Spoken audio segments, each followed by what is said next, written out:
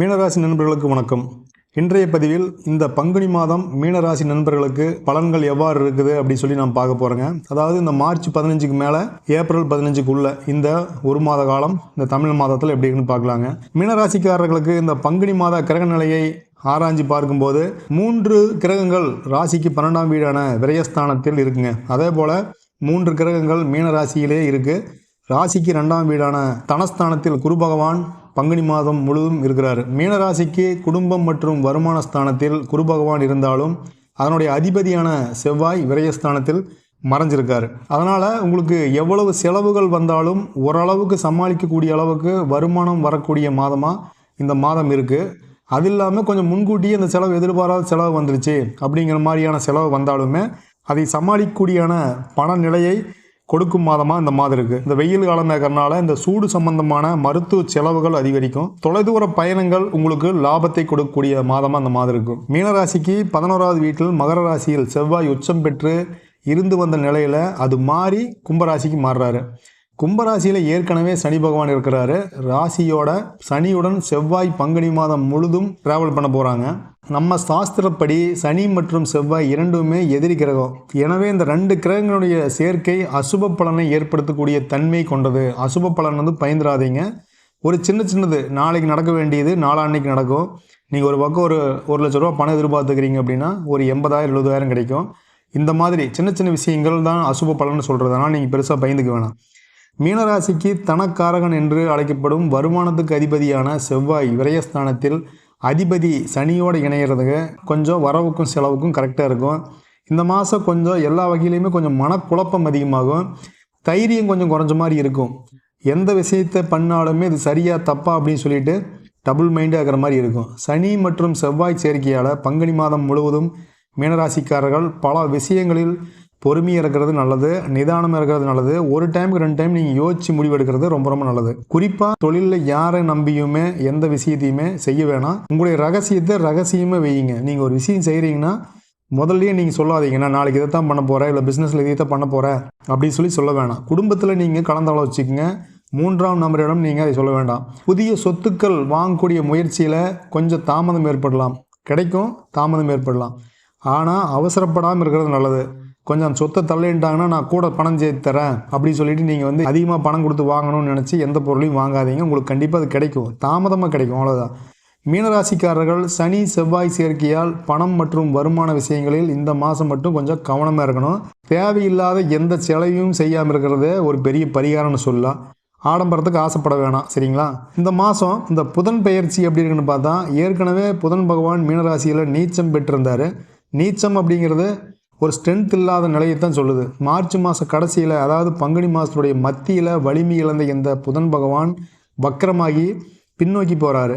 மீனராசிக்கு சுகஸ்தானம் மற்றும் திருமணம், உங்களுடைய தொழில் பார்ட்னரு, இந்த மாதிரியான விஷயத்தையெல்லாம் சொல்லுது. அது புதன் பகவான் நீச்சம் அடைகிறது, வக்கரம் அடைகிறது ஒரு யோகத்தை தான் கண்டிப்பாக கொடுக்கும். உங்கள் அம்மா வகையில் அல்லது கணவன் மனைவி வழியிலிருந்து வந்த போதிய ஆதரவு இன்னும் அதிகமாக கிடைக்கும். உங்கள் திருமண வயதில் கல்யாணம் முடிக்கிற வயசில் இருக்கிறவங்களுக்கு இந்த காலகட்டத்தில் மேரேஜ் பற்றின பேச்சுவார்த்தை வரும். உங்களுக்கு பொண்ணு மாப்பிள்ளை தேடி வருவாங்க. கண்டிப்பாக பேச்சு நல்லபடியாக முடியும். திருமணம் நடக்கக்கூடிய காலமாக அந்த காலம் இருக்கும்.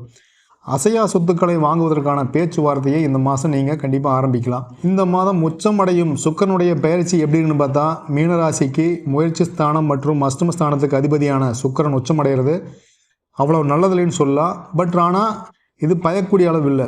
இது இல்லாமல் சுக்கிரன் மீனராசியில் உச்சமடைகிறது எதிர்மறையான பலன்களை ஏற்படுத்த வாய்ப்பு இருக்குது. குடும்பத்தில் இதனால் சின்ன மனச்சங்கடங்கள், ஒரு வாக்குவாதங்கள் ஏற்படும். இதனால் தேவையில்லாத மனக்குழப்பங்கள், மனக்கவலைகள், தொழிலில் ஒரு தடுமாற்றம், முடிவெடுக்க முடியாத போகிறது, இதெல்லாம் ஏற்படும்.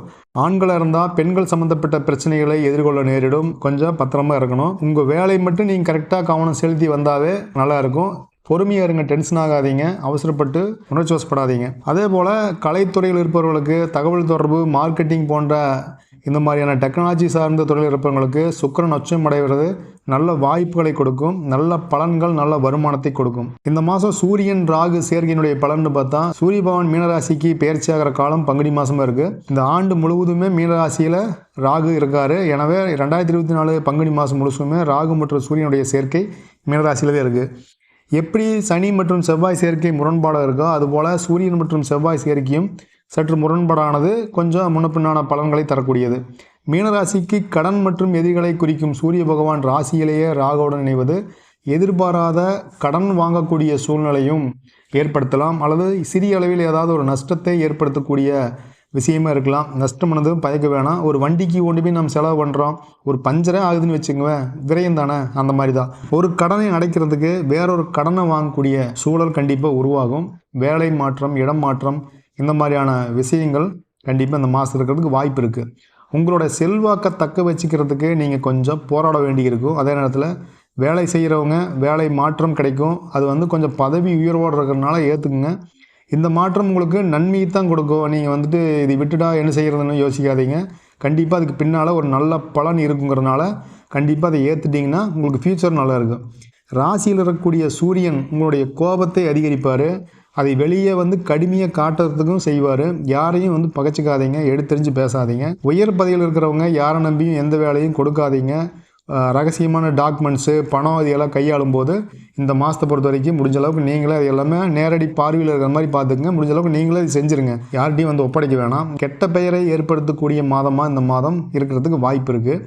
மாதத்தினுடைய நிலையை பார்க்கும்போது இது சாதக பாதகம் இல்லாமல் முடிஞ்ச அளவுக்கு நீங்கள் பொறுமையாக இருந்தால், நிதானமாக எடுத்தால் இந்த மாதம் ஒரு சக்ஸஸ்ஃபுல் மாதமாக இருக்கும். அப்படிங்கிறதுல எந்த மாற்று கருத்தும் இல்லை.